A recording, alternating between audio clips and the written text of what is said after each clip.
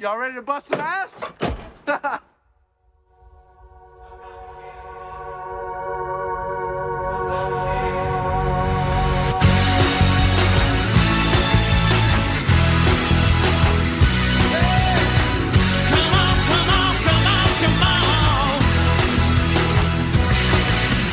And welcome, everyone, to another episode of the Worldwide Soccer Podcast. My name is Simon Allen, the Dalai Lama of Soccer. Welcome, welcome. Hopefully everyone's having a great week so far. Not quite sure what's going on with this mic today, but I'm thinking you might not have to worry about it. Thank you. Welcome back to another episode. Thanks for tuning in. I want to get straight to the soccer around the world. You know, I'm a big advocate of the women's game here in America and around the world. And I saw this article that came out, I think, was it today or yesterday? And essentially it's about Iranian soccer. And if you remember, a couple of weeks ago, I went on Team Melly Talk to talk Iranian soccer, and then saw this article. And I've talked about this before, where for the first time in a long time, Iranian women, a huge fan base in Iran, were finally actually let into the stadium. There was a ban on them, on women fans going to the stadium and, congregating with male fans. And so that ban was lifted. And for the first time in a long time, female fans, women fans, got to watch soccer live, something that we sort of take for granted here in the United States and around the world. An article came out by Minky Warden and Tara Seferi Farr, or Tara Saperi Farr, sorry. It's okay in Saudi Arabia, why not in Iran? Is the title, and the was actually the subtitle. The actual heading or headline is "Banned from watching soccer. The women of Iran are being failed by FIFA." So we'll see what happens here.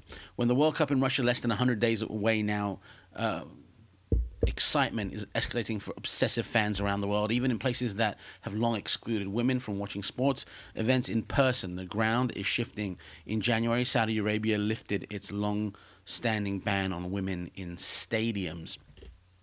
But Iran, women who are enthusiastic soccer and volleyball fans are still barred. Oh, I thought they weren't barred. Okay. From even watching matches in stadiums and are detained by police when they try. This month, global soccer's top official, FIFA President Gianni Infantino, had a chance to side with Iran's women and insist they be allowed into Azadi Stadium when he was in Tehran to preside over a match between top teams Esteghlal and Persepolis. Instead, he joined the public event that excluded women entirely in a stadium that seats 100,000 people. When Mr. Infantino was enjoying the football match in a men-only stadium, Iranian female football fans were under arrest, wrote Open Stadiums, an Iranian women's advocacy group on Twitter. As for women and girls who hoped to cheer their teams, at least 35 were detained by police outside Azadi Stadium. Ironically, Azadi means freedom in Farsi. The group detained included teenagers and women dressed as boys who regularly risk arrest. See, it's a serious thing, and alliteration is not my thing. Attempting to sneak into to the stadium to cheer their teams. The prospect of being detained is ever present, yet women in Iran have been protesting the ban on half the population in stadiums for decades, defiantly posting their photos on social media. After Saudi Arabia, lifted a ban in January, Iran is now the outlier, barring women from sports stadiums. Journalist Negar Ehsan spoke for many women when she wrote, "I have to confess, after I saw the photos of Saudi women in football stadiums, I felt like crying for two reasons. I was happy for Saudi women who were pressed for so long, and at the same time I was sad for how patient we have been." FIFA's role. Iran is responsible for the ban on women in stadiums, but world sports bodies like FIFA have important leverage, and they should not drop the ball on women's rights. Infantino met with Iran's President Hassan Rouhani and the country's top sports officials.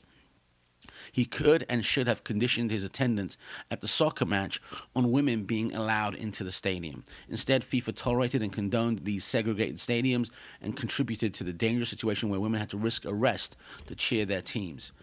Iran's discriminatory ban on women attending soccer soccer sports tournaments dated to 1981. In 2012, the ban was extended to volleyball. Iranian women have tried to reverse this policy through direct appeals to FIFA and the Global Volleyball Federation, the FIVB. Iranian women were finally allowed back into basketball stadiums last month to watch the first round of the International Basketball Federation World Cup 2019 qualifier between the Iranian and the Iraqi national teams. Yet Iranian authorities seem to be applying different set of standards for who can watch men's soccer and volleyball matches in stadiums. These powerful international sports federations have ignored Iranian women, but since Iran wants to play and host international tournaments, FIFA has enormous leverage to insist Iran play by the rules and stop discriminating against women. Iran's men-only stadium policies are part of a larger pattern of discrimination and human rights violations on the basis of gender. As Human Rights Watch has documented, women in Iran face discrimination in personal status laws such as marriage, divorce, child custody, and even dress code. We all know this, as well as hiring discrimination in the workplace and restrictions on travel. FIFA also has new tools to insist on women's rights to attend. In June, FIFA put in place its first human rights policy, and created a human rights directory board or advisory board. The human rights policies are crystal clear. No discrimination against women is allowed. Article 3 of FIFA's statutes states that discrimination of any kind is strictly prohibited and punishable by suspension or expulsion. FIFA has the right and responsibility to act. Iranian women's activists who were detained for trying to buy tickets to the event Infantino intended deserve better. Infantino should stand up for women by telling Iran that if the country can't play by global rules and admit women to matches, it can no longer host FIFA events. Interesting article to say the least, because I thought Iran had, maybe I was thinking basketball, but it was actually Saudi Arabia. And this is something that I think Infantino has to sort of draw that line in the sand, okay? We know the last bigwig of FIFA, Sepp Blatter, what his sort of thoughts were on women's soccer and women in general, right? I mean, Sepp Blatter, who famously said, if you want to get more people watching women's soccer, they need to wear tighter. Hold on, let me quote the scummy little guy that he was. He said that for the females to wear tighter shorts to promote, quote unquote, a more female aesthetic. Let the women play in more feminine clothes like they do in volleyball, he said. They could, for example, have tighter shorts. Female players are pretty, if you excuse me for saying so. They already have some different rules to men, such as playing with a lighter ball. That decision was taken to create more female aesthetics, so why not do it in fashion? So that was the scumbaggy sort of attitude of the predecessor of Infantino, the guy that pretty much was disliked by a lot of people. And to sort of set himself apart, Infantino should sort of make a statement. After all, I am taping today. Today, and I hate to date stamp things, is March the 8th, and today is International Women's Day.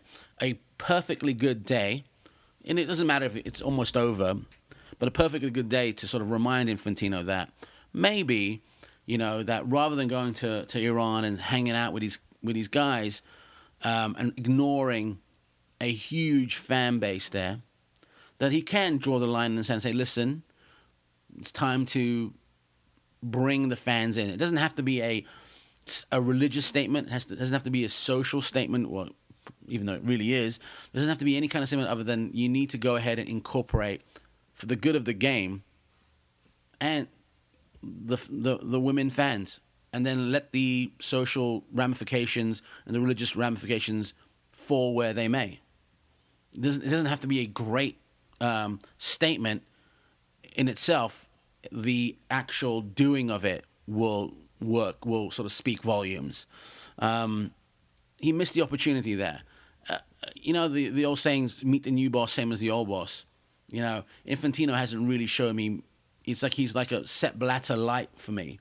He's like, it's a Sepp Blatter with an air of legitimacy. And so I thought this was an opportunity missed on such a very, cool day as International Women's Day. I wanted to read that article.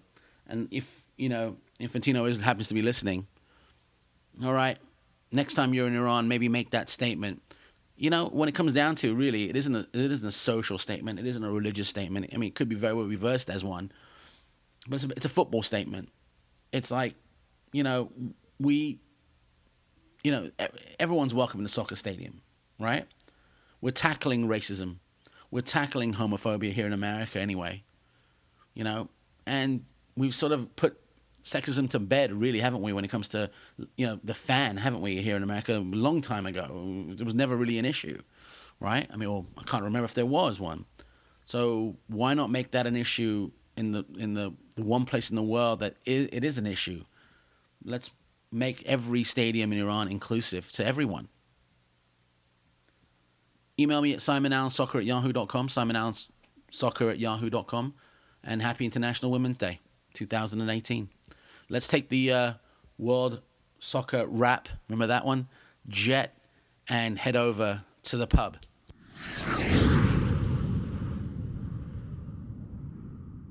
My name is Simon Allen. I am the Dalai Lama of Soccer, your humble servant, and I hope you are in for some soccer salvation. To the right of me, FoodBall Harry, enjoying his customary salad. What's up, FoodBall Harry? How are you guys doing?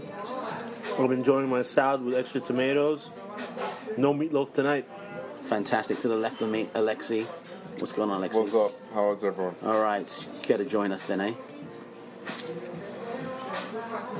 He's hurt. That's all I gotta say. He's hurt because, how can we not talk about the complete 20-minute dismantling of Spurs during the Champions League? Lucky to have a Spurs fan to the left of me. I was hurt. You were hurt? I was hurt. I predicted it. I was hurt. And I even had a nice ribbing with a journalist this week about something, but that's a different story altogether. So we're going to talk about there was a lot of good games going on in the Champions League this week. Oh look, yes. By the way, we're at a pub and there's a birthday party. Do we want to even? It's like a birthday carol. I know, it's ridiculous. Amazing. I know. This is what happens when you tape live in a sort of restaurant setting. Thank you. The applause is for me. So let's talk about the general angst of this particular match. That in the first leg, Tottenham absolutely dominated. In the first half of the second leg, Tottenham absolutely dominated.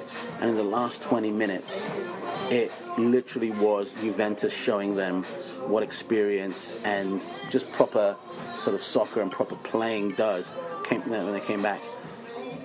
Isn't that really the big difference between a team that can win Champions League and a team that pretty much cannot win Champions League? Is that a team that can win can essentially win for every minute of both legs? Alexi.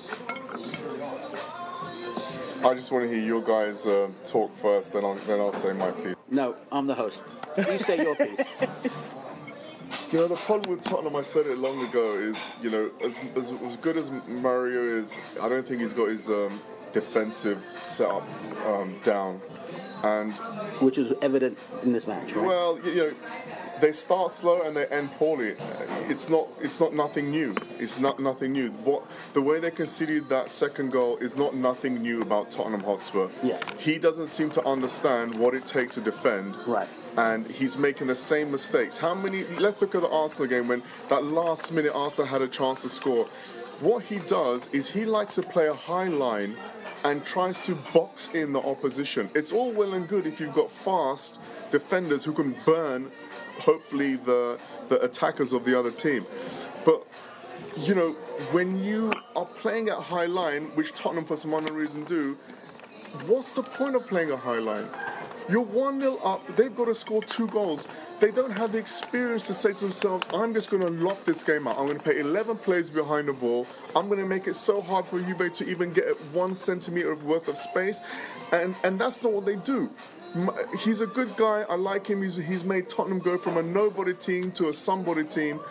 But the fact that he keeps making these same mistakes week in, week out, he's not learning from his mistakes, and that's what annoys me. You've got to learn from your mistakes, because every game is an opportunity for you to shine. Regardless of the coach, the second goal, Paulo Dybala All right, it was clearly started by Higuain, by Federico Correct. Higuain. That's right. Higuain essentially turned on Sanchez. Put it in Davis space. and Trippier essentially.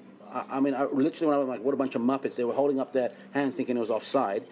He gets it to Dybala, and suddenly, boom! It's a rocket. Well, there you have it. So you have literally three defenders, Trippier, Davis, and Sanchez, who are not at all Champions League material. I wouldn't go that far. Well, Davis a player that had no reason to score. Davis had no reason to be holding him onside. Right. No, All the way on the right. How about just... How about just Trippier follow his man? Right. He's not good enough to play for Tottenham against Premier League sides, and then he plays against them in the Champions League. So clearly, defensively, which by the way, I mean, in the first leg, there wasn't much to complain about. I mean, because they came back, right? There is a huge difference between personnel. 100%. Gonzalo Higuain is a world-class player. That's the player that you need. I'm going to get some coffee right now. Is a world-class player, which essentially, I don't think, other than Harry Kane, and he's yet to be proven, by the way, on the world stage, is a world-class player that can change things. He scores. No, I'll tell you what it is. Wait. He scores when needed, which he did today. Mm-hmm. He holds up play, which he did today. He kills the match off, which he did today. And people go, well, it's all about the personnel. It is. This guy's won La Liga. He's won Coppa Italia. Came in second 2014 World Cup. He's had the most goals in Serie A in 2015 with 36. And this is the guy that essentially was, and in the first game kind of held at bay. And in the last 20 minutes, it was like Tottenham, who, by the way, and I've said this many, many times, there are teams that have no culture of winning. And Tottenham just forgot, like, hey, there's a guy on the pitch that is way better than anyone else on the pitch. Let's give him an inch. And that was literally why that sort of thing happened. 100%. Right?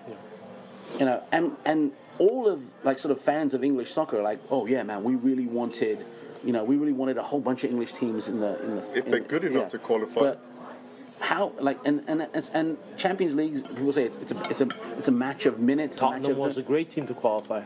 It was a good team. Good team to qualify. But They're not a great team. But you blow 2 matches. Do the math. No, it's ridiculous. With 20 minutes to go. He doesn't know what he's doing, and that's what it comes down to.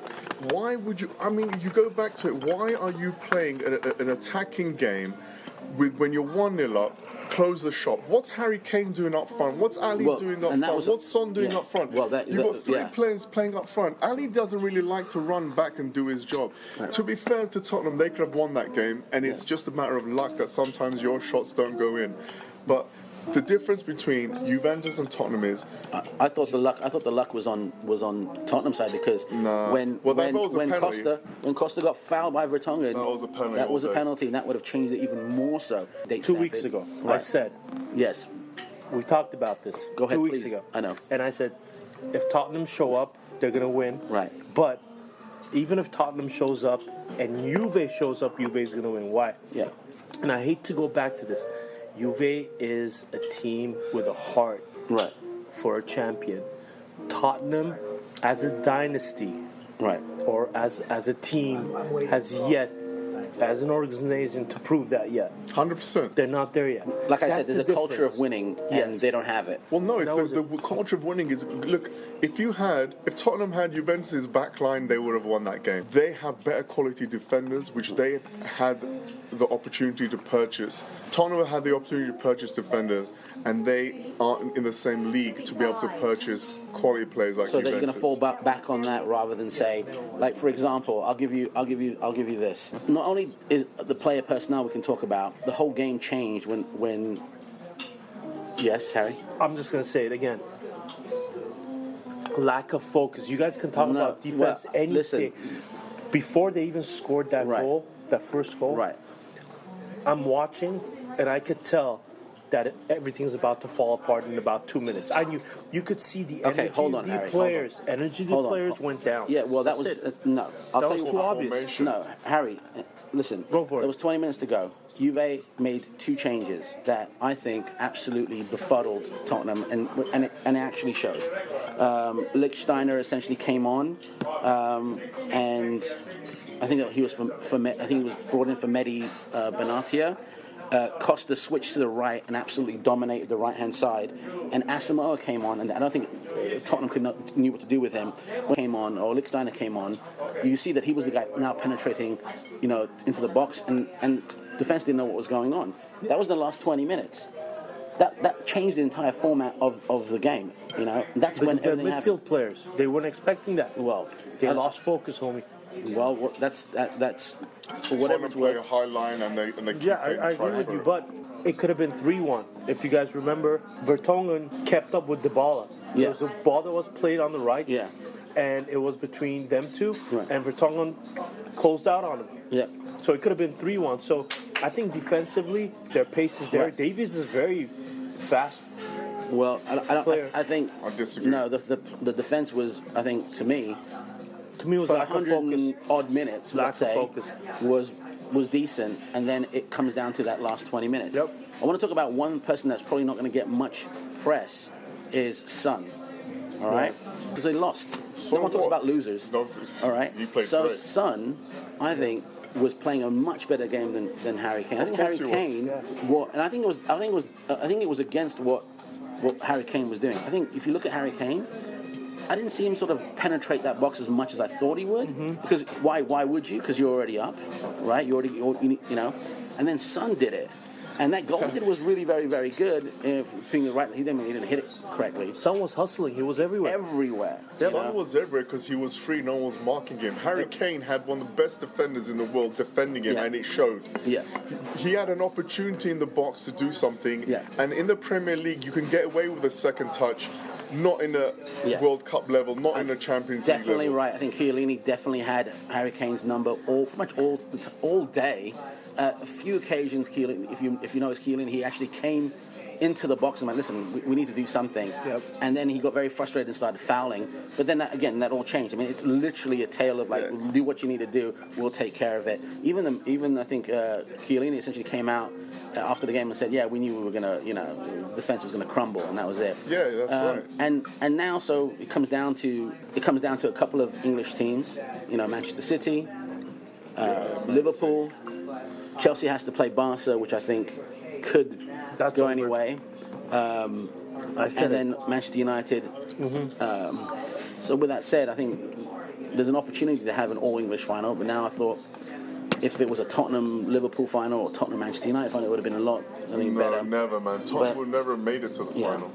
I mean, they already beat Real Madrid, by the way. And by the way, Tottenham fans are actually like, you can go online and go, yeah, we already beat Real Madrid, so we can beat anyone. I think today showed that there is a little bit of a gap in that one.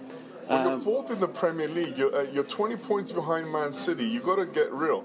If you're Man City, you're saying to yourself, "There's no one in the Premier League better than us," Yeah. and that's true. Man City, and what did I say about Liverpool? Liverpool, in my opinion, they play defense and they play attack, and they don't really have a midfield. It's very rare you're going to score a goal against Liverpool because they like defending. They'll play back and they'll stay back, and they'll just let their forwards do their job. With that said, Yes. okay, because we're Man close to City, Liverpool final. You were Man City. Okay. Next week we got United and Sevilla, who are right now at a goose eggs 0-0 draw. And Sevilla, it has been no. Chelsea and Barca, I'm really sort of on the fence there. I don't know what was going on. Chelsea's not going to do anything. No. They're not doing anything in the league. As I said, I don't think Arsenal and Chelsea are going to qualify for the Champions League because Chelsea's weak. Yeah. The fact that they got beat, quite too many times this season, they are going to have to play great to beat Barcelona. So, with that said, so you don't think Chelsea's going to do it? No. So I said it 2 weeks ago. They're not gonna. You're not beating Barca in folks Barca. out there watch the PSG Real Madrid match, a lot of people will say that the game changed when Verratti got the second yellow for dissension. Pretty stupid yellow. 100%. And essentially that was, I think, the downfall of PSG. They're just too overhyped Yeah. team. They're an overhyped team, 100%. I think Ronaldo's that guy that I think we mentioned last time, that he's the Federico Higuain. He's the guy that's been and done everything other than 100%. winner, and he's the guy that, and he did it. And the second goal that was literally for Gareth Bale to score. You could almost, I don't know if I want to sort of do a preview of it. Ronaldo goes into the box. Next to him on his right, he's actually the guy behind him. and he's like urging him on to come into the box with him because Gareth Bale's gone into the box waiting for a cross. Instead of giving it to Gareth Bale, he ends up sweeping it to the right. There's essentially a cross. It doesn't get to Gareth Bale, gets deflected out. It was just an amazing goal because it flopped right in front of the player. They're buying players that have Champions League credibility, right?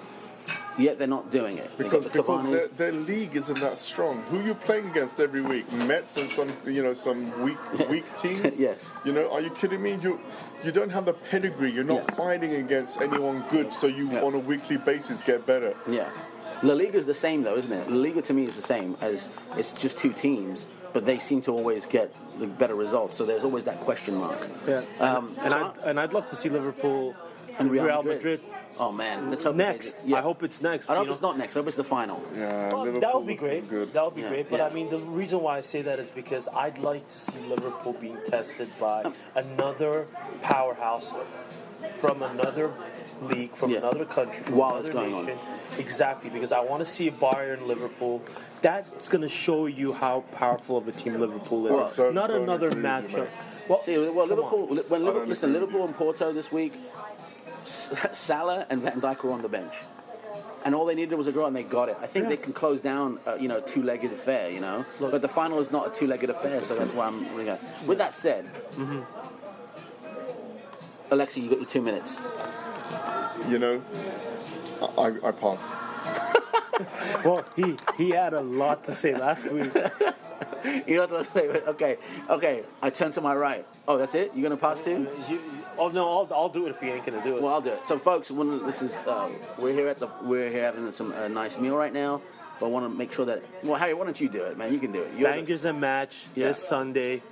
We'll be at Birdie's in downtown LA. It's going to be our first episode. Look out for it Monday evening or Tuesday morning. Right. It'll be on our YouTube channel, FoodBall Network.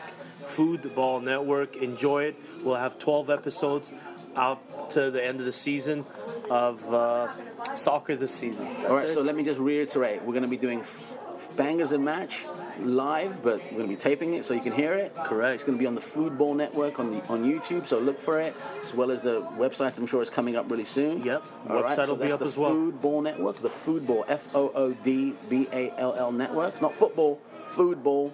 Look out for it. And, my name is Simon Allen. I'm Dalai Lama of Soccer. Alrighty, folks. On the line with me, Phil Mitchell from the Cascadia area. Welcome back to the show, Phil. You are now a regular.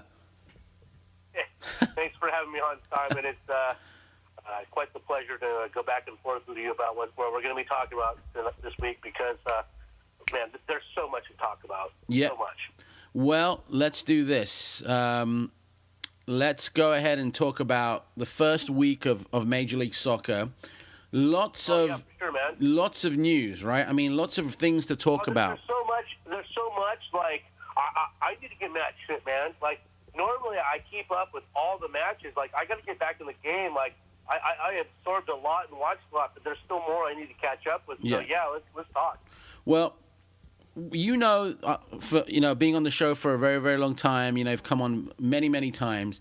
You know that I really don't pay much attention, even though I do, to the predictions and opinions of folks who talk about the first couple of matches or even the first 6 matches, because this is what I have been dubbing or calling for the past, 10 years.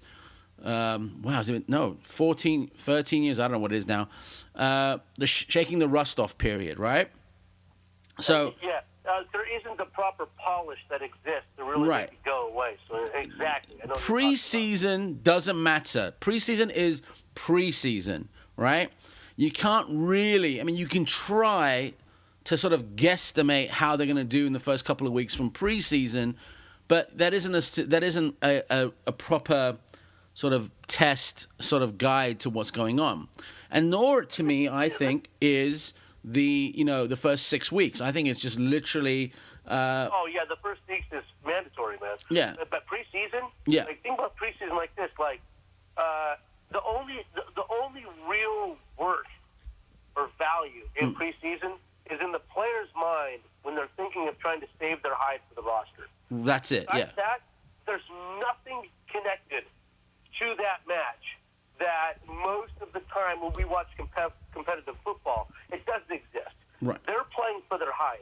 Yeah. That's it. And sometimes these guys just don't pull it out. Yeah. And for whatever it's worth, we've agreed for many years that we just have fun talking about it, and around the fifth or sixth week, that's when we sort of go, okay, here now we see the problems, now we see what's missing, now we see the real sort of character of the team, and I want to go straight into the Houston United at Houston Atlanta United at Houston Dynamo, and see and like I give credit to the Houston Dynamo absolutely dismantling Atlanta United. Again, remember the caveat. Remember it's still the first week. What's your take on this? I mean, it was a drubbing, and that's something that we sort of talk about. Like Atlanta's going to be unstoppable. It was to the woodshed drubbing. Yeah. But one of the most common agreements and themes that you and I have had over the years is the quality of the managerial abilities of Wilmer Cabrera. Right. This guy read Tata Martino not like a book. He read him like no one has ever done. I've never seen Martino embarrassed like this ever. I mean, who cares about what happened last year? Yeah. Atlanta, with that lineup, based off of the hype and the statistics and the money, they should have cleaned Houston's clock. Right. And it just didn't happen. Well, the first goal of the match was literally, in my opinion, and I want to use the word lightly, a puss move by the Atlanta defender who went down too easily, really just way too easily, and just the Dynamo forward just got past him and crossed the ball into the area, and it was an easy tap in. To me, that the defense was to say the word shambolic, and I want to date myself, but the two center backs were horrendous. Defending was like a sieve. I forget who the number 5 player was for Atlanta at this point, but he was just letting players go by him he was waiting for the ice cream truck or something. Oh yeah, you're talking about Leandro Gonzalez Perez. Yeah, he's supposed to be their star center back. No, I didn't see. Remember though, he got injured, and then so when he got injured, he got replaced by Michael Parkhurst. Yeah, and he didn't do a darn thing. He and Jeff Lorenowitz were looking at each other like they didn't know what the hell to do with each other. Yeah, they played with each other last year. Yeah, and so did Greg Garza. Yeah, these guys had no idea what was going on. Right. No, I mean I didn't see a cohesive back at all. I'm trying to think of the players that were doing well, but I'm looking at like Franco Escobar, who was I can see he was frustrated, but he was not he didn't have a very good game. And other than that, it was all Houston. It was all Houston sort of a playground, and in a nutshell. And big name players, like, can you name the player that was subbed in for Darlington Nagbe? Can I name the player? Off the top of my head, I'd have to go, because I've seen 15 matches since this weekend. Can you give me a hint? I've never heard of the guy. No, seriously, I've never heard of the guy. Who was it? Do you want to know who it is? Yeah. Kevin Kratz. Wow. Kevin Kratz. Well, Darlington Nagbe, I'm not a fan of anyway. So, I mean. Well, I'm just Kevin Kratz. That somebody with a huge, and I'm talking about huge expectation. Right. To perform. Yeah. Right. Kevin Kratz is a German. Yeah. Right. Yeah. And he was acquired from Philadelphia. Right. All right. And was traded for a draft pick. Right. Okay. So basically, like, he came from those lower ranks of the Bundesliga, like SV Sandhausen. He was at Eintracht Braunschweig. Okay. Yeah. Alemannia Aachen. Yeah. So you got kind of like the idea that Martino had for, do I want this guy Nagbe? Yeah. Or do I want this German with it sounds like some pretty decent mid-league experience. Right. No, well, I didn't see a midfield. No. I didn't see a midfield at all, and I certainly didn't see and there was nothing about the Atlanta United team this week, or the first week one, that I thought, wow, it's not the way you should start the season off at all. Now, granted, this might all very well be forgotten this time, during playoffs, but so many things to work on. Nagbe, not a very good player. Gressel not doing what he needed to do. Martinez not getting fed. Perez, Laurentowicz, Garza, Escobar really not working together, not cohesive. I'm not sure what the manager's going to do at this point other than look at his bench and go, well, we'll start Michael Parkhurst. We'll start Sal Zizzo. We'll give a couple of guys a try and then see what happens. I don't know at this point. And you noticed Andrew Carlton was on the bench, right? Yeah. Like Andrew Carlton, what is he, 18? Yeah, he's like 17 years old, yeah. So he still hasn't proven himself against men. Yeah. So who knows really what if Atlanta is really as good as people think they are. No, I think they are as good as we think they are, but this particular game did not show one thing. Like, if you were to say... Well, I certainly hope they're this good. Otherwise, they're doomed. Yeah, I think so, too. I think if this was indicative, again, week number one, shaking the rust off, don't worry about preseason, Dynamo with a point to prove, right? Dynamo's got a huge point. But did you see the substitutes that Houston put in? Go ahead. Start thinking about MLS quality. Right. It was Darwin Seren, right, Arturo Alvarez, and Romel Kyoto. Right. Compare that to the subs from Atlanta. I would take those three from Houston every day. You would, yeah. Right. Well, no, I like Atlanta's bench. It just wasn't very good. Well, I would take Seren and Alvarez and Kyoto. These guys are proven in the league. Right. These other guys are not. Yeah. I mean, Parker's has had a great career, but those other guys, let's see. Let's really see. But I'll take Kyoto. I've seen what he's able to do on the offensive attack. And then, Arturo Alvarez, that guy's been, he's been playing in the league for a while. And, yeah. And, that's just my opinion. Yeah. All right? Well, so Seren came in when Cabezas got injured. So Cabezas only got 15 minutes. So so he actually did, he got a goal, So, I'm always going to take a guy that does well. But when you also look at goalkeepers, all right, Chris Sight, he only had 2 saves. Right. Okay? Whereas Guzan, 6. Yeah.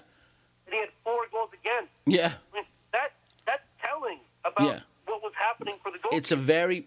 I'll tell you something.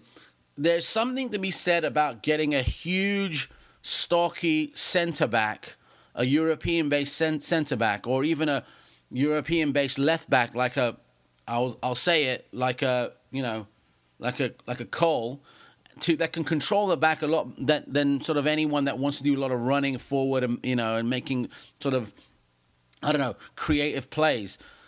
There's something to be said of having a center back in the that is strong, commanding. And right now, Atlanta, I'm sorry, I didn't see it this one. However, I want to, because we're talking about most of the games, did you see LAFC Seattle?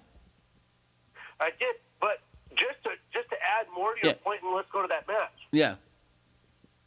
Felipe Senderos. Yeah. You know who this guy is. Yeah. Arsenal. Yeah. And what is he? Solid center back. Of course. With experience. Right. And now, guess what DeMarcus Beasley now has? He has the weight off his shoulders. Right. Senderos no. Listen. Brought all that to Houston. Right. Listen. I'm not foreshadowing. Right. I'm not saying nice big European center back. Without a reason. Felipe Senderos is that nice big European defender that can take the weight off people's shoulders. Atlanta, I don't think, has that. And I think, Cabrera, I think, really exploited the fact that, hey, man, every person on the pitch that was wearing orange had a backup, and really, Atlanta didn't. Now, again, I'm not going to badmouth a team in the first week, but during practice, I'm suspecting, that there's going to be double defensive duty practice in Atlanta somewhere, So let's just move on to Seattle Sounders. But back to LAFC and Seattle. Yeah. What a match that was. Did you like the match? Oh, I love watching a real close 1-0 match. Yeah. It's a lot of fun. Once I realized that Seattle was prioritizing their match against Chivas, right, and Dempsey and Marshall wasn't going to play, I started thinking about what you and I were talking about. Yeah. Where it's like, oh my gosh, we talked about how, LAFC could nick one. Yeah. If the defense wasn't at full potential. Right. And right. Just by chance, you and I were right. Yeah. And so I really, really enjoyed watching the different, tactical changes that both Bradley and Spencer were using to try to get the other hand over each other in that match. If this was, you could tell that Spencer was trying to do whatever he could to be prepared to play against like a Bob Bradley prepared, squad. I loved the chess match. It was a fun match to watch. Listen, I liked everything about the team itself. I liked the way it moved. I like how everyone was sort of supplying, balls to each other. The Rossi goal was, I think, very, very cool for the first franchise goal. It was great. That was a great. Yeah, it was a great goal. I'll be honest. I was kind of like, no way. I did not just see that. That happened. That was. And I'll be honest with you too. I think Torres was essentially meant to stop the flow going to the front, and he could have done a little bit better. The guy marking, the goal scorer, I think could have done a lot better. I forget who it was. And to be honest with you, and I'll be very, very honest here. This was a B-side for Seattle, right? If you think about it. Yeah, without having Dempsey and Marshall in the starting lineup, and then taking Roman Torres out at halftime. Yeah. And then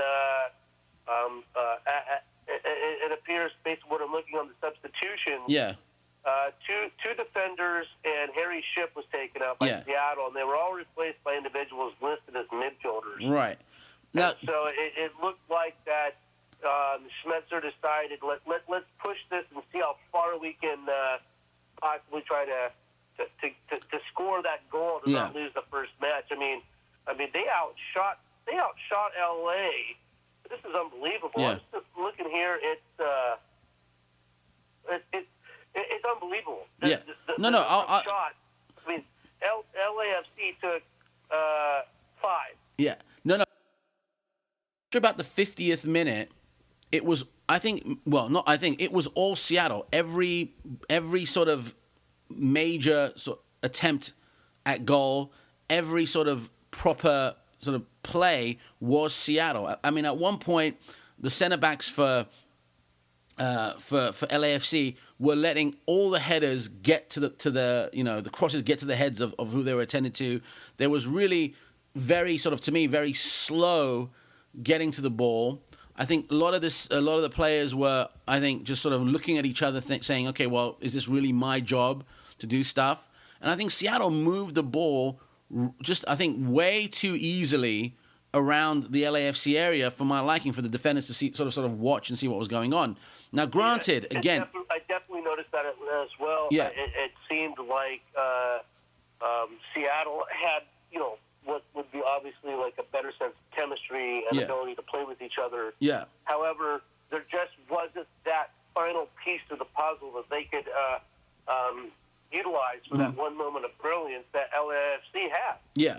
And so, sometimes this is how it happens in football. Yeah. You're going to have the team that has the most domination when it comes to possession. Yeah. But if the possession doesn't have any purpose behind it, then, they're not going to be able to produce what's necessary to get that goal. And even if they had 22 shots, I just added it up. Yeah. LAFC was outshot 22-5, and they won. And that's because at that one moment of brilliance, they had the player on the pitch, Carlos Vela, who realized, like, hey, if I do this, Rossi can do that. And Rossi put it away, and Seattle just, it just wasn't their night. It just wasn't. Yeah. No, I mean, you got to remember, Alfaro got red carded. Right. Horrible. First Yeah. time of the match. Yeah. So they were down a man late, and so it just almost seemed like the way that the player mentality in Seattle was like, who cares? We've got this match coming up against Chivas. Yeah. I kind of got that vibe off of like, all right, whatever. We got a guy kicked out. Let's do whatever it takes to let's get it going. Yeah. From turning into a disaster. Yeah. No, I absolutely agree. I mean, with that particular assessment, I think quite honestly, again, we can't judge it. If I'll put it this way, and I'll be very frank. If LAFC plays like this throughout the season, like for example, if this was the best showing, all right, because there were the Carlos Vela to Diego Rossi was essentially Roman Torres letting Carlos Vela do that, and I forget again. I think it was maybe Tolo who let the shot go through. If this is the best that LAFC have, which I doubt, but if it is, they are going to struggle. If the back line will improve, with Moutinho and Simon. I mean, Simon did what he needed to do. But if this is the best, then again, let me reiterate, they will struggle. If they improve on that back line, then I think obviously they're going to be contenders. And I mean the next game is essentially the next game for the LA Galaxy at home is against Los Angeles FC, and that I think will be a very telltale sign. Let's just switch real quickly. Because Seattle were resting players, right? And quite rightly so. That's certainly what it looks like. Yeah. They got to, because, they needed to, right? I mean, at the end of the day, they needed to because they did have. So listen, they had more important fish to fry. They had to play, Chivas de Guadalajara. And I know you wanted to go, right? But let's be honest. Oh, yeah, I totally wanted to go, but it just couldn't work out. Yeah. The way the traffic situation is up here, it was better just to watch on TV. Listen, this wasn't a cheesy Chivas lineup, okay? This was a good lineup, all right? Will Bruin did really, really well. Stefan Fry did well. Roman Torres, who was holding back, did well. Chad Marshall was back in the lineup. And quite honestly, Clint Dempsey did what a talisman player had to do. Scored the goal, kept a clean sheet, and that doesn't happen too often, right? And not at all. If you, I'll be honest with you, around the 35th minute, right, 35th minute, during the advertisements, I hit pause. I just started thinking to myself, like, they're going to win this game. I started getting this feeling, like, the way that it was going was like, Seattle's going to nick this. Yeah. No, I mean... I hit play, made sure I kept up with it, and I said that first 35 minutes was solid. Yeah. And then you started noticing it started getting chippy and pretty sloppy, and then that's when the new game was on. Yeah. And both Chivas at the level of physicality that's needed in a match like this, and just push came to shove.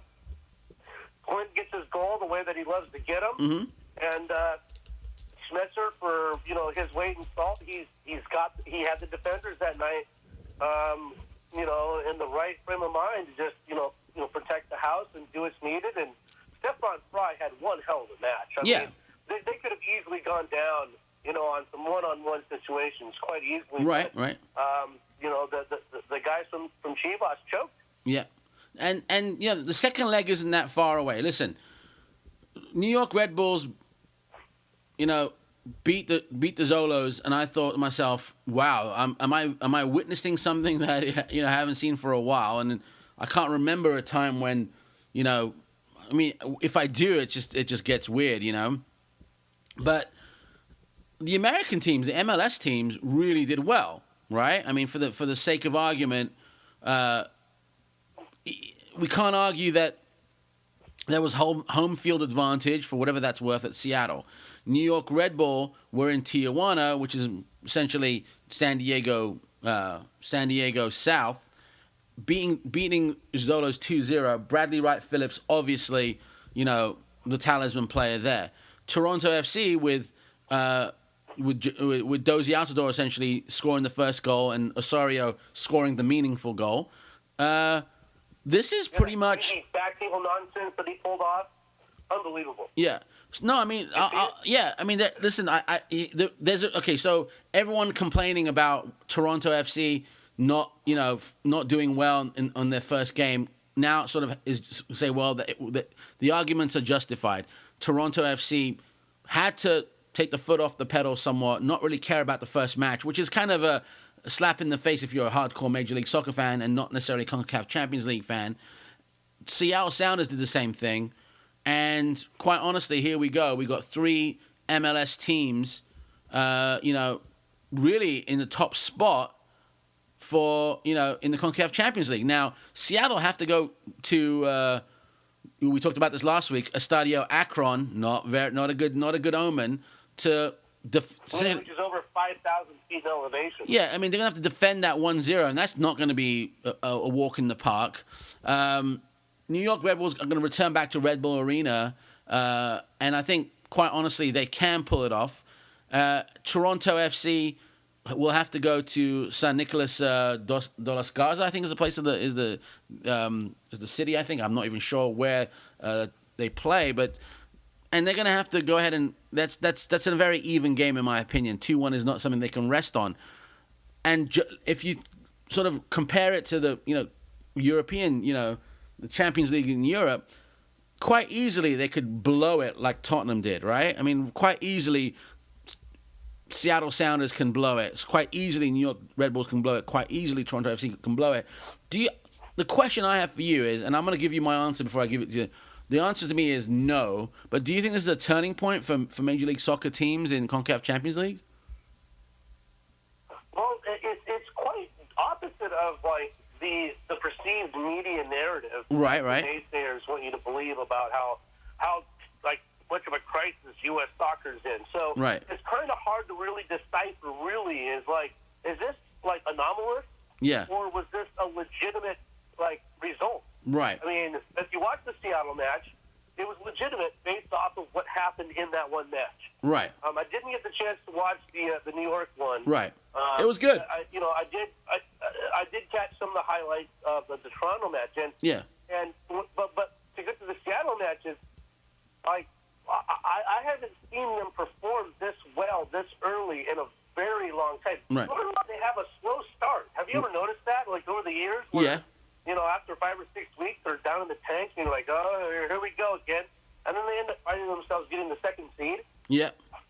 No, I mean... This was one of the best matches I've seen in a long time out of them. Yeah, listen, you and I were talking last week, Phil, about how, CONCACAF Champions League, what do I give a flying rat's ass about it? Because, MLS teams don't do well, and suddenly the soccer gods sort of say, no, hold my beer, and they do well. Now, exactly. Yeah, yeah, but I watched it because I wanted to see what happened. Right. I had an interest just because, exactly of that conversation. I was like, okay, well, let's see what happens. I couldn't believe it. I'll be honest, I couldn't believe what I saw. I can. To be honest with you, I couldn't either. But we had that. Listen, I had a feeling after watching the lineup. Red Bull didn't play the first week, so I'm thinking to myself, okay, that's up in the air. But the other two teams, we saw them literally lose with a weakened team, and it was like this is the only way you can probably win is by not really giving a flying rat's ass about league play when CONCACAF Champions League is around, and so this schedule might be the way to do it. Wasn't that kind of like the blueprint that Montreal showed though when they went deep? Absolutely, quite right. Great point. Montreal didn't give. Yeah, I mean, they were in the tank. Yeah. In MLS. Yeah.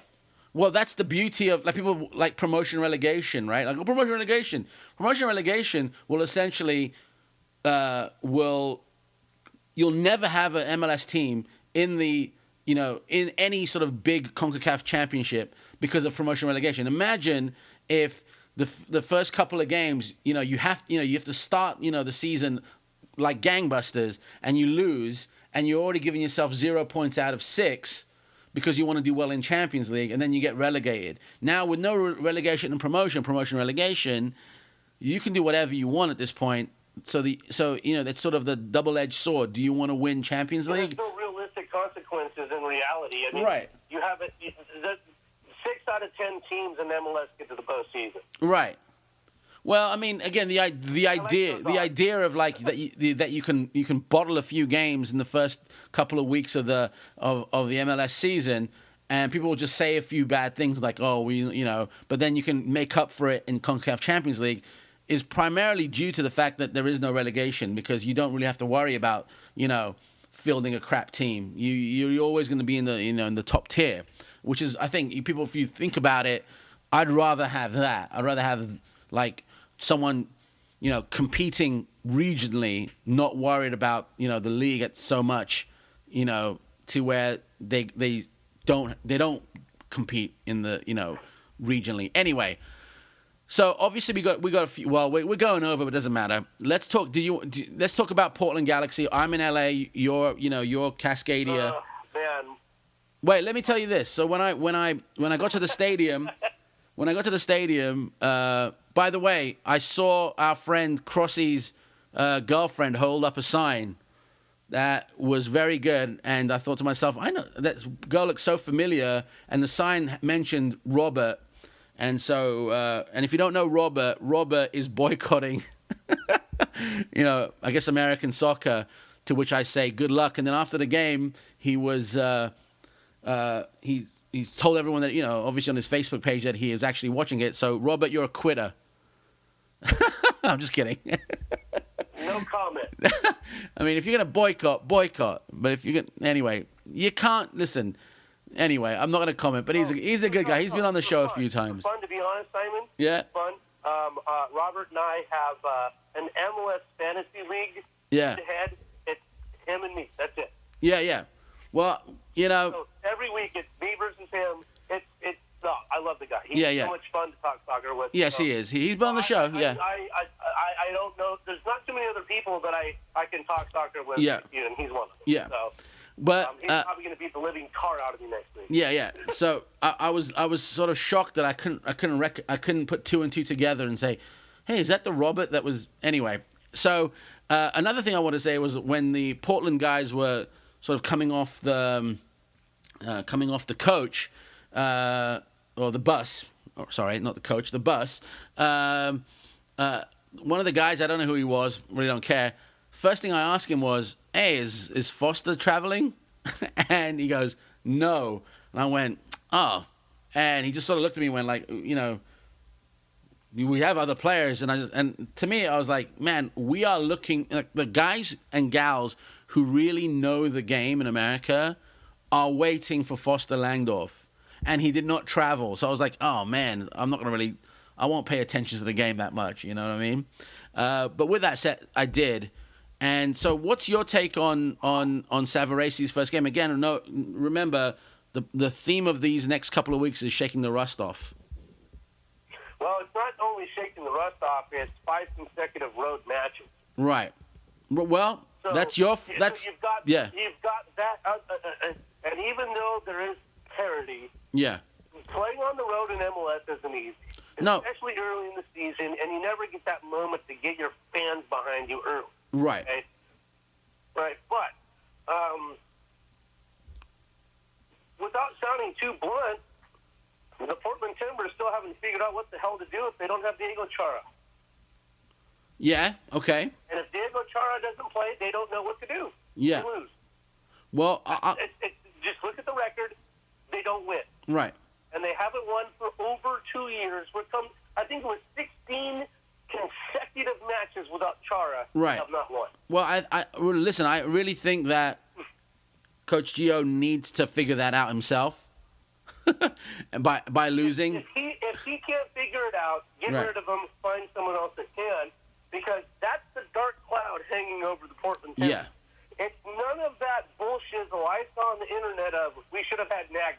Right. The people that are posting on the internet don't realize the elephant in the middle of the room that is the problem. Right. It is that team has not won without Chara in the lineup in a long time, and I'm not suggesting that he's that important, but facts are facts. Yeah.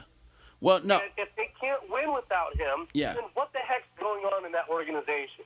I'll tell you this. Guy. Yeah. One. Yeah. I'm sorry, but like there's 11 guys on the team that start, and you can't tell me that one guy is that important. Mm-hmm. It just I just can't even think about it. Yeah. I will tell you this. I liked what I saw in the Galaxy. No big surprise, right? And what I saw was I think he had them ready. They looked fantastic. Yeah. They don't. I'll tell you this. I'm gonna give him 2 weeks to shake the rust off because I think most of it's off. All right. Even the guys like Chris Pontius, Leggett, and Carrasco that came on, it kind of looked like it was like a like for like. It was almost like the guys that they replaced, Boateng, Dos Santos, and Alessandrini, didn't. It was like they stepped into the guy's shoes almost.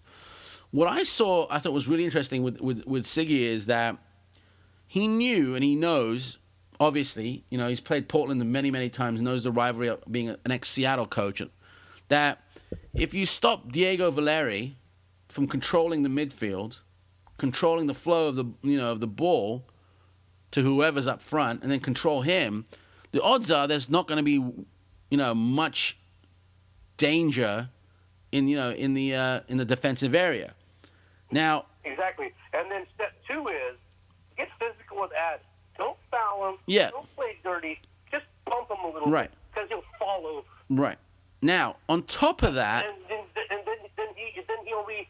You take those 2 guys out, you win. Yeah. On top of that, you have, I think, 4 defenders, and only one of them I like, by the way.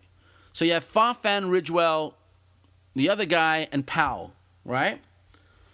And the only guy I really like is Ridgewell, and no one really likes him. So then what I saw was, and, I thought, man, this is not a genius move. It's just like Boateng just rushing them. Boateng just rushing them, trying to, essentially getting into the box, making himself really scarce, and excuse me, not scarce, making himself like a nuisance, and then trying to get the ball either, to a forward or somehow getting it back or taking. And I don't think there was much of a resistance from the back lineup. Again, we're talking defenders. Now, remember what I said about the other teams. I don't really like the defenders. I didn't like Timber's defense this week either. But you know whose defense I really, really liked? That literally don't need the rust being shaken off? LA Galaxies. LA Galaxy had like one, I think, big flub up. And I think the rest, they did well. Cole, Ciani, Felcher, I think they all did really, really good. I just don't think Portland did it. I think that what you saw that week was one of the best soccer coaches in American soccer history. Yeah. Reading one of the more up and coming, in quote, managers like a book. Yeah. He said, you're nothing more than what Caleb Porter was. Been there, done that. Thank you very much. You know what? I'm glad you said it. I saw that too. I saw that. I was like, you know what? Like, here's the other thing about Albus Powell. Yeah. Right. I don't like him. Boateng doesn't have moves. He's speed. Yeah. Okay? He's speed and he has 2 moves. Yeah. Okay? Albus Powell couldn't figure that out. Albus Powell is one of the fastest wingbacks. Right. If you want to call him that in the league. Right. And Boateng laying right by him. Yeah. Like, I think a true manager would have been able to say Ziggy, hey, use your speed against that guy. Yeah. He won't keep up with you. That's exactly. And I don't know. Yeah. If Gio even told got Powell prepared, you're going to be going against a guy who's going to run by you, give him space. Right. No, listen. That's exactly what. Defensive, that's your job. Yeah. Where was he? Dinking around half the time. Yeah. That's what Ziggy actually said at the press conference. He said, we're gonna use Boateng's speed to get at the defenders, and the only thing the only thing we want him to make sure that when he uses his speed that he finishes, and when he does finish, he'll be playing in Europe or something like that. Like if he does become a great finisher, he'll be in Europe. He won't be here. But his speed, he was talking about his speed, and I'm sitting there going, oh my goodness, yeah, you really own that back line of Portland really, really well. I got to give a big props to the midfield because they were being squashed. They were being squashed, and I really think that if one guy in the LA Galaxy midfield if he didn't do his job, Valeri or Guzman or Blanco could have done something. And I think at one point we also have to remember that Paredes got his MLS debut. Right. He's only 19 years old. Yeah, and that's who they put out there, who would normally have been Chara. Yeah. Where is Chara? Okay, he's 19. He's still a kid. Yeah. Give him a few more matches, but that guy was junk. Yeah, I don't know where he even. I mean, I think Flores came in for him for some reason, and last minute. I mean, maybe he was spent. By the way, I don't think this is going to be indicative of Portland's season. I think this is going to be like Gio's gonna have to go back in and go, listen, man, that was probably LA Galaxy at its best for a year, if you judge last year's performance. But Well, it also exemplifies the difference between a team being led by someone who has been in charge of them for more time than the other person. So, Gio is still trying to figure out the best way to utilize the members on his roster where Siggy knows what he has. Yeah. No, listen, I'm not going to, in any way, shape, or form, judge, Coach Gio to by this performance. I am a huge advocate of plying your trade, of learning your craft in the lower leagues, and then coming up to Major League Soccer and proving yourself. And this is the one guy that actually has done it, come from the second division to Major League Soccer, and he's doing what he has to do. I hope that he gets plenty of time. Knowing Portland and the management there, he probably will. So I'm rooting for the guy. I want this to be a normal thing in America where you can start off in NPSL, move to USL, and then from there go to Major League Soccer and have this sort of great sort of traveling sort of pyramid of managers being brought up from the bottom, rather than getting them from overseas. That way we can get managers, American managers, or even, guys like me perhaps, that can move up and down, apply their craft, and maybe, by 2026 have an American manager, at the World Cup when the US, can actually try to win one. So I'm not going to badmouth it. I'm just going to give it a lot of time and just say, shaking the rust off. Okay. I agree with you there, but let's even take Gio out of the equation. Yeah. Right? I didn't see anything different than what I've seen on the road from the Portland Timbers in the last 3 seasons. I kind of agree with you there. I mean, I kind of agree. Again, we're talking. I felt like I was watching another away game. Yeah, no, listen. You're absolutely right, and it's sort of like this loop of American soccer. Philadelphia fans will say, let's wait till 3 months before the end of the season, we'll be out of it, and then Portland fans say we're horrible on the road, but there's October or whatever, we'll be fantastic again or whatever. I mean, it's that sort of roundabout sort of record. Reason, thing that happened that one year in Portland, right? Where it was almost impossible to think that we were gonna get to the postseason. That's still one of those things that's alive. So, it's one match. Yeah. No, I'll give you the question mark, and I think this will change. 20 minutes, 22 minutes ago, something like that. 22, I think it was 22. Anyway, Andy Polo comes out, right? Anyway, rather than Asprilla coming on, right? The coach puts on Armenteros, right? To which I thought, I don't get that. You got to kind of a proven forward that needs to prove himself more, I guess. Why would you put on this guy? I mean, isn't he? I mean, well, yeah, he's brand new. You need to introduce him to Major League Soccer, but not when you're 1-0 down, or not when you're 1 goal down, and you need to tie it up. So that was a bit odd to me. Well, I think that when you look at Samuel Armenteros and what he's provided so far, again, we talked earlier about preseason. If you saw how he performed versus Fernando Adi during the preseason, it made sense to me. But he kept adding on the pitch. Right. And so it didn't really make sense for me to have this guy that has been primarily played at the number 9 position, while Addy was kept out there. And it seemed like Armenteros, because he's left-footed, was positioned more on the left flank. And to me, it was like, all they're going to do is push him out to the sidelines and make him ineffective, and just keep on bumping Addy and make him fall over. Right. But last year... it didn't seem like this strategy was beneficial in any way, because, the natural instinct for defenders defending against the left winger is push them to the sidelines, and that they're a left-foot dominant player, they're not going to go to the right. Right. They're not going to instinctively do that. And so it showed me how easy it was to shut them down. Yeah, but Asprilla last year, how many goals did he score? Like 20, 17, 12? Asprilla? No, not even close to that. I mean, maybe not even 5. Not even 5 last year. Okay. So I gotta go. Valeri was in double digits. Asprilla wasn't even close to that. Really?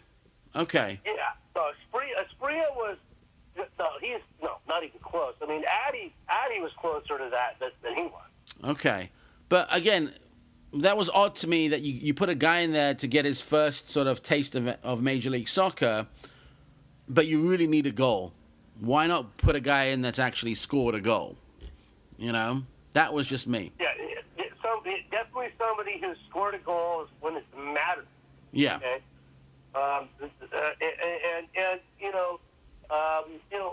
not going to use a backwards way of vision of what if Nagby was in this match. Right. The problem is like he wasn't on the roster. He's not going to be on the roster. You can't do the what ifs, because it isn't going to happen. But the bottom line is that, to me, I feel like David Guzman isn't as good as people think he is. And Chara, when he's on the pitch, it actually takes that pressure off Guzman. It looks like Guzman tries to force things way too much. And then that also adds Valeri to be more of, the central focus on getting the ball distributed on the pitch. And when you're looking at that part of the spine being so obvious, that's really easy to defend against. Yeah. And if the guys on the outside flank are kicking the ball to Kingdom Come, every chance they get across the ball, and no service is being provided to anyone in the box, it's easy peasy. Yeah. So and that's what happened. I'll tell you, I'll stand myself corrected. Asprilla only scored 2 goals last season, so my theory gets shot out of the water at this point. Remember, he scored the goal that sent the Timbers to the MLS Cup final. Got it. Okay, well, there you have it. The only thing That's he's done that's been important. That's what I'm thinking right now. He's the clutch player. Thanks for the save. No problem. No. He's a decent player. He did kind of have if you want to go back into his history, a little bit of a privileged childhood based on who his father was. And so sometimes these guys have a chip on their shoulder, and that's kind of like the rumor mill, is that he's like the guy you want in the match, but at training he's a nightmare. Yeah. So who knows what he's going to turn into. Hopefully Gio's going to get this guy sorted out and figured out to turn into what his potential indicates, because the guy's got skill. Yeah. Folks, my name is Simon Allen. I'm the Dalai Lama of Soccer. Phil Mitchell on the other side. We always sort of end the show. We've been doing that lately. I'm not sure what's going to happen next week, but who knows? Yeah, Phil, I mean, it was a pretty exciting first kick, wasn't it? This week was fantastic. Wasn't it? Yeah. I can't wait for this next round. But here's the catch. Yeah. Okay? Here's where things get interesting. Seattle has a bye. Ah. Yes. And you know where they're going. Where are they going? So they don't have to worry about They're gonna amount of rest No, they're gonna take care of business in Champions League, and then have a. They got a whole week. They have a whole week to get ready. Yeah. No MLS week 2. Yeah. That'll be fine. I mean, that's good. I mean, that's good for the tournament. Maybe they'll convince me to watch it. You know, it definitely extends my interest after the second round. Like, ooh, there's a couple of days, and let's see what happens in Seattle down in Guadalajara. Yeah, and I'll put it this way: I don't mind so much. Like for example, I'm a fan of Major League Soccer. I'm a fan of football, right? Like people tell me, "Oh, what's your favorite team?" And I'm like, well. You know, when Chivas USA was here, I'd go to both matches. You know, I'd go to LA Galaxy and, you know, I'd go to Chivas USA. So, and then if there's a game on, I'm going to go, like if someone says, hey, the LA Wolves are playing tomorrow, you got time, I'll go watch it. So I'm a fan of football, right? And so, to me, I always wonder to myself, if you're an American soccer fan, right? But let's say you're a Portland fan, or let's say you're a, Montreal fan, even though you're probably Canadian, obviously, and you see 3 teams that are in Major League Soccer doing well, do you sort of say, well, you know what? I'll put my scarf down for a second. I'll support Seattle, and I'll support Toronto, and I'll support New York. You know, will a Philadelphia guy say, you know, it's good for the league. Let me go ahead and root, you know, maybe in silence, but I'll still root for them to do well. I wonder if that happens in America now. Well, I can tell you for a fact that I know enough people in my community in the greater Portland, Oregon, Vancouver, Washington area that I've seen a lot of them root for teams to succeed against the Mexican teams, but I've rarely seen them actually do it for Seattle. Yeah. But when Montreal was there, I don't think there's a person I knew that didn't hope that they'd win. Right. So, you know, in that respect there, or when Vancouver has a match, and there seems to be like the people down here really like to see Vancouver win as long as it's not against the Timbers. Yeah. That's a good thing, man. That shows that, like, there's a common spirit amongst the folks here in the United States. I can't tell you how many Portland guys was like, hey, did you see Davies? He had a great match. Okay. All right. Yeah. It sort of relates to the story where the guy that I don't really like as a player for the United States, Chris Wondolowski, coming to town with San Jose Earthquakes, right? And half the crowd in LA are like, yeah, screw you, Wondolowski, blah, blah, blah, you suck, blah, blah, whatever, right? Nicest guy in the world, by the way. And then after the game, the same folks bring out their U.S. soccer jerseys and say, hey, Chris, come and sign it. Yeah. So I was like, oh, all right. There's an inkling of, you know, of common, I don't know, a common thread that runs through all American soccer fans. With that said, we've definitely gone over our time period. Anything we missed, Phil? I don't think there's anything we've missed when it comes to what's going on with MLS. Well, I'm excited about it. There's loads of other stuff to talk about, but we can do that next time. Fantastic. My name is Simon Allen. I'm the Dalai Lama of Soccer. Folks, I want to thank FoodBall Harry and Alexi for the first half of the show, and as always, thanking Phil Mitchell for the second half of the show. I thank you for tuning in. Without you, I'm simply talking to thin air. I want to tell you to go out there and keep the love of football alive, the love of soccer alive in your heart forever. I want to say that it ain't tricking if you got it. I've been doing this for a very long time, and guess what? I can do it all. Analysis, commentary, opinion. I can do a song, and I can do a dance, and I can even do a couple of jokes if you want. Stay tuned for bigger and better things. As usual, I'm not going anywhere. Thanks again. Let's play some music out. Peace.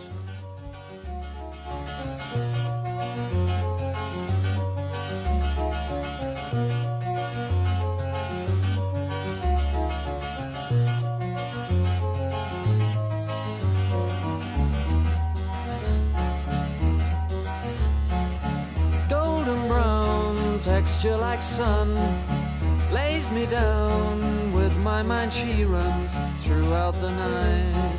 No need to fight, never a frown.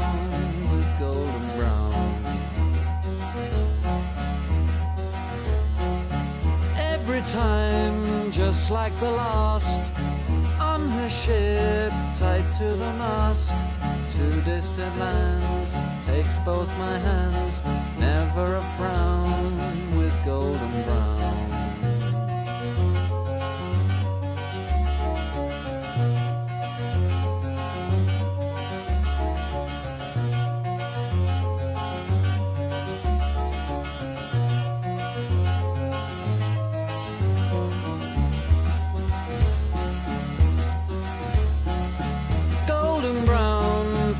Temptress, through the ages she's heading west, from far away, stays for a day,